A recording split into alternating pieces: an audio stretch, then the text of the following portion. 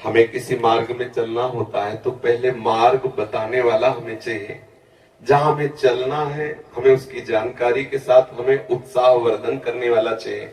फिर हमें चलने के लिए सामर्थ्य चाहिए। सत्संग हमें उत्साह वर्धन कराता है। सत्संग हमें भगवान के अद्भुत अद्भुत करुणा में लीला चरित्रों का ज्ञान कराता है।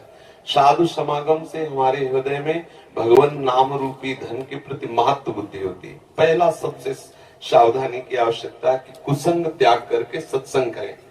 दूसरी सावधानी की आवश्यकता है भोजन। अगर आप यहाँ सत्संग के और गंदे विचार वालों का संग किया, अभिमानी जनों का संग किया, तो इसका रंग नहीं चढ़ेगा, क्योंकि बहुत जन्मों से हम उसी कुसंग में पड़े रहे। अगर कुसंग ना होता तो हमारे हृदय में भगवत प्रीति उदय हो गई होती। ये पहचान है, कुसंग की पहचान है। नाना प्रकार की दुर्वासनाएं, शरीर भोग आदि के लिए हमारे हृदय में लालसा होना, वो है। इसका मतलब बहुत समय से कुसंग होता रहा है। अब कुसंग के संस्कार अधिक होने के कारण सत्संग के संस्कार जब अंदर जाएंगे तो कुसंग को भगाने की चेष्टा करेंगे, और कहीं कुसंग मिल गया तो कुसंग के संस्कार और पुष्ट हो जाएंगे। एक संसार दुष्ट की संगति, ताहू में तुम पुष्ट करावो, विनती करो सकल धर्मिंसो, धर्मी हुए दिन नाम धराओ। कर सेवक जी कह रहे हो, वैसे संसार में दुष्ट स्वभाव की बढ़ोतरी है, और यदि तुम दुष्ट स्वभाव वाले लोगों से मिलते रहे तो तुम्हारा दुष्ट स्वभाव पुष्ट हो जाएगा। फिर आप दीक्षा लेने के बाद भी प्रेम रस का अनुभव नहीं कर पाएंगे। तो हमारा संग पहले ठीक हो, कुसंग का त्याग करके सत्संग करे। और फिर दूसरी बात, आहार शुद्ध हो। आहार शुद्धि सत्य शुद्धि, अर्थात हमारा आहार शुद्ध हुआ तो हमारा मन शुद्ध हो। ऐसे ग्रामीण भाषाओं में कहते हैं, जैसा खाओ अन्न वैसा बने मन, जैसा पियो पानी वैसी बने वाणी। ऐसे गांव में भी ऐसे चर्चाएं होती है। तो हमारा अन्न ठीक होना चाहिए, भोजन ठीक होना चाहिए। सात्विक भोजन भगवान को अर्पित करके, प्रियालाल को अर्पित करके पाया जाए, साधु समागम किया जाए, शास्त्रों का स्वाध्याय किया जाए। भगवान शंकराचार्य जी ने साधन पंचक का गान किया है, उसमें से आगे आगे के 5 शब्द हम बताते हैं।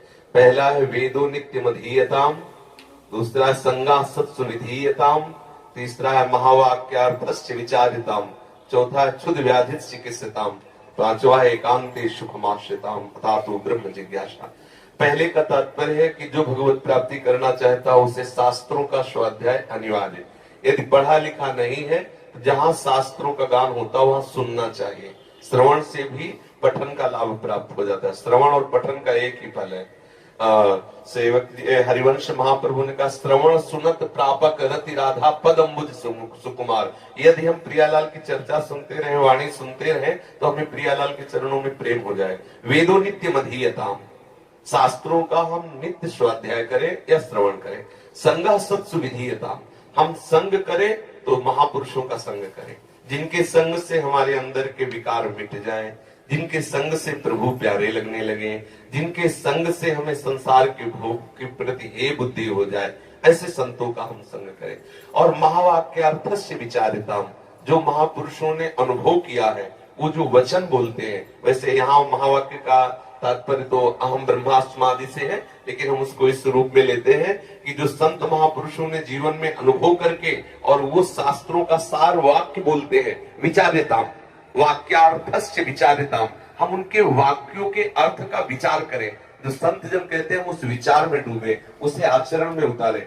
फिर बात कही, क्षुद व्याधि चिकित्सिताम, क्षुधा रूपी व्याधि की चिकित्सा करें।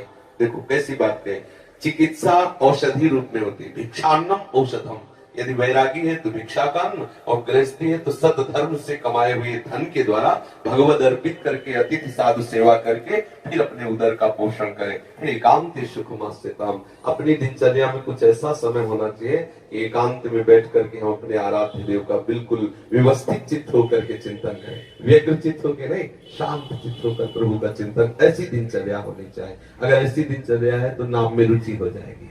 खान पान ठीक हो, संग ठीक हो, विचार ठीक हो, आचरण ठीक हो, तो रोज नाम में उत्साह बढ़ता चला जाएगा। अब एक मटकी में चाहे जितना पानी भरो, थोड़ा सा छेद कर दो तो भरेगी नहीं, खाली होती चली जाएगी।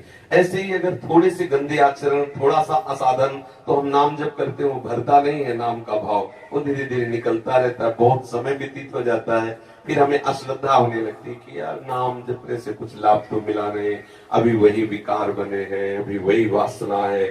सुनते थे नाम में आनंद मिलता है, लेकिन आनंद तो मिला नहीं। नाम आनंद में है, पर उसके साथ जो हमें परहेज करना है वो हम कर जाए तो बहुत जल्दी लाभ प्राप्त हो जाएगा। धीरे धीरे धीरे धीरे नाम का प्रभाव ऐसा चढ़ेगा कि जिह्वा को और कुछ अच्छा ही नहीं लगेगा।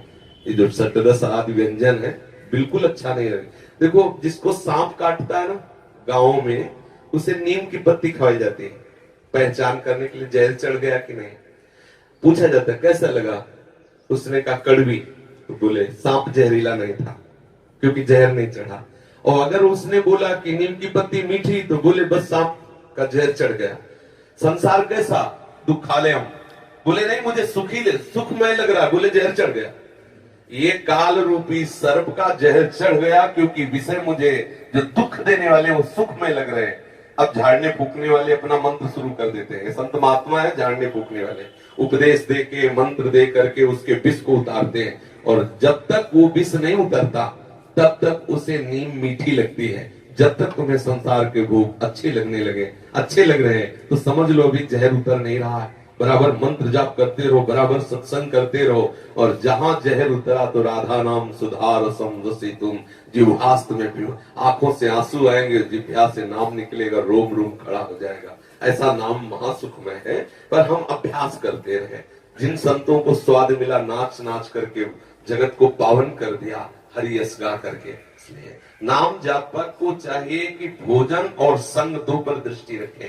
भले उपवास करना पड़े, अशुद्ध अपवित्र जिसे हम जानते नहीं, जिसके चरित्र को हम नहीं जानते, उसके हाथ का ना पावे। पता नहीं कौन से आचरण करके कैसा लाया है भोजन, वो हमारी बुद्धि को कैसा प्रभावित कर दे। ये अगर दो बात ध्यान नहीं, संग और भोजन, तो हमारा भजन बढ़ता चला जाएगा।